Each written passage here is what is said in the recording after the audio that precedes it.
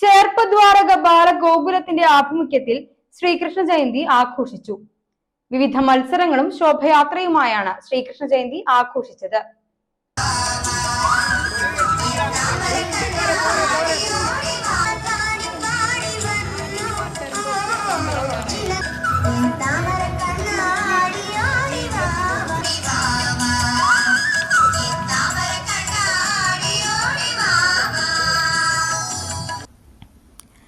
രാവിലെ പ്രശ്നോത്തരി, കഥാകഥനം, ചിത്രരചന, ഉറിയടി എന്നീ മത്സരങ്ങൾ നടന്നു.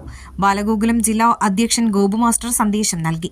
പെരുമ്പിളിശ്ശേരി കൊടലൂർ ശ്രീ നരസിംഹമൂർത്തി ക്ഷേത്രത്തിൽ നിന്ന് ശോഭയാത്രയ്ക്ക് തുടക്കമായി. കൃഷ്ണ രാധാവേഷങ്ങളണിഞ്ഞ കുട്ടികൾ ശോഭയാത്രയിൽ അണിനിരന്നു. ശോഭയാത്ര പിന്നീട് തിരുവുള്ളക്കാവ് ശ്രീധർമ്മശാസ്താ ക്ഷേത്രത്തിൽ സമാപിച്ചു. ഗോപിക നൃത്തവും നിശ്ചല ദൃശ്യങ്ങളും ശോഭയാത്രയ്ക്ക് മാറ്റുകൂട്ടി.